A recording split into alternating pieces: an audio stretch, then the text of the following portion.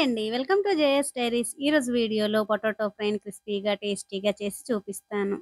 ఆలూ ఫ్రైని ఇలా చేసుకుంటే పప్పు, పప్పుచారు, రసం, సాంబార్లతో సైడ్ డిష్‌గా చాలా బావుంటుంది. ఒక్కసారి ఇలా ట్రై చేయండి. నచ్చితే గనక ఒక లైక్ చేయండి.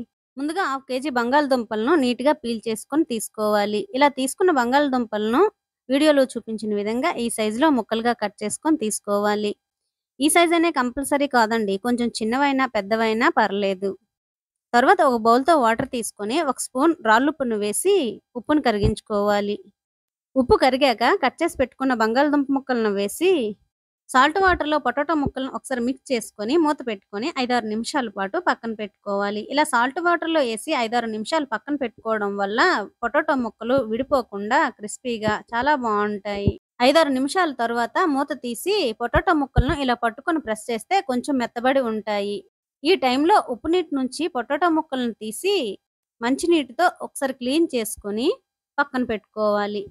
తర్వాత స్టవ్ మీద కడాయి పెట్టుకొని 2, 3 టేబుల్ స్పూన్ల ఆయిల్ వేసుకొని ఆయిల్ వేడయ్యాక హాఫ్ స్పూన్ జీలకర్ర, హాఫ్ స్పూన్ ఆవాలు, 1 స్పూన్ పొట్టుమినపప్పు వేసి ఆవాలు చిటపటలాడి పప్పులు క్రిస్పీగా అయ్యేలా వేయించుకొని 2 రెబ్బల కరివేపాకు, 4 పచ్చిమిరపకాయ ముక్కలు వేసి వేయించుకోవాలి.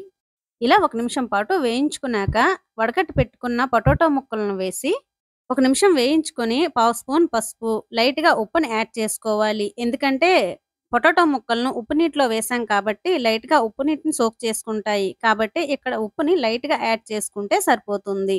ఇలా యాడ్ చేసుకొని 3 నిమిషాల పాటు ఫ్లేమ్‌ని హై ఫ్లేమ్‌లో పెట్టుకొని ఫ్రై చేసుకోవాలి.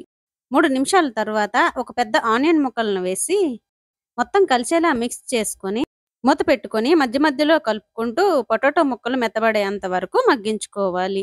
ముక్కలు మగ్గే వరకు కారం పొడిని తయారు చేసుకుందాం. ఒక మిక్సీ జార్ తీసుకొని 1.5 టేబుల్ స్పూన్ల కొబ్బరి పొడి, హాఫ్ స్పూన్ ధనియాల పొడి, half spoon homemade garam masala, పావు spoon dry mango powder, 1 spoon కారం, పచ్చిమిరపకాయలు వేసాం కాబట్టి కారం పొడిని మన టేస్ట్‌కి సరిపడా యాడ్ చేసుకోవాలి. అన్నింటినీ యాడ్ చేసి మెత్తగా గ్రైండ్ చేసి పక్కన పెట్టుకోవాలి. తర్వాత కడాయికి మూత తీసి ఫ్రైని కలుపుకొని ముక్క మెత్తబడిందో లేదో చెక్ చేసుకోవాలి. ఇలా పొటాటో ముక్కలను తీసుకొని ఒక స్పూన్‌తో ఇలా ప్రెస్ చేస్తే మెత్తగా అయ్యి ఉండాలి. చూసారా? ఎంత సాఫ్ట్‌గా కుక్ అయ్యిందో. ఇలా కుక్ అయితే సరిపోతుంది. ఈ టైంలో గ్రైండ్ చేసి పక్కన పెట్టుకున్న మసాలా పొడిని వేసి ముక్కలకు పట్టేలా కలుపుకొని 1 నిమిషం పాటు ఫ్రై చేసుకోవాలి. చివరగా కట్ చేసి పెట్టుకున్న కొత్తిమీరని యాడ్ చేసి కలిపి స్టవ్ ఆఫ్ చేసుకోవాలి. ఇంతేనండి. సింపుల్‌గా, టేస్టీగా, క్రిస్పీగా ఉండే ఆలూ ఫ్రై రెడీ. నచ్చిందా? నచ్చితే ఒక లైక్ చేయండి. మరిన్ని రెసిపీస్ కోసం ఛానెల్‌ని సబ్స్క్రైబ్ చేసుకొని నోటిఫికేషన్ మిస్ అవ్వకుండా ఉండడం కోసం బెల్ ఐకాన్‌ని క్లిక్ చేయండి. Thank you for watching friends.